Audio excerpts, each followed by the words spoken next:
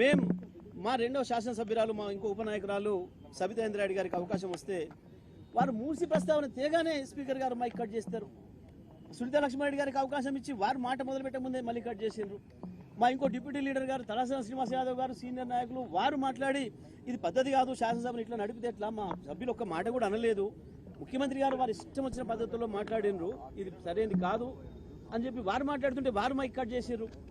చివరికి మళ్ళీ మేమందరం డిమాండ్ చేస్తే హరీష్ రావు గారికి మైక్ ఇచ్చి దాన్ని కూడా కట్ చేసేసి మీరు ముఖ్యమంత్రిని విమర్శ చేస్తే నేను మైక్ ఇవ్వను అని చెప్పి మాట్లాడితే అసలు ఇది మన ప్రజాస్వామ్యమేనా, సభ నడిపే విధానమేనా? ఇది ముఖ్యమంత్రిని విమర్శించకపోతే ముఖ్యమంత్రిని డబ్బా కొట్టడానికి వస్తుందా ప్రతిపక్షం ఎక్కడన్నా?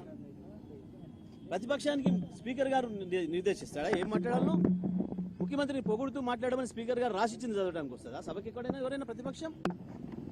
కనీస విలువలు లేకుండా, కనీస సాంప్రదాయాలు తెలియకుండా, సభను నడిపే విధానమే లేకుండా, ఇవాళ ఒక నిబంధనలు అనేవి లేకుండా ఇష్టరాజ్యంగా స్పీకర్ గారు సభను ఏదైతే నడుపుతున్నారో మేము ఆ స్పీకర్ గారి వైఖరికి నిరసనగా, ఇవాళ ముఖ్యమంత్రి మాట్లాడిన ఆ ఘోరమైన భాషకు నిరసనగా, ఆయన కంపు భాషకు నిరసనగా మేము ఈరోజు సభను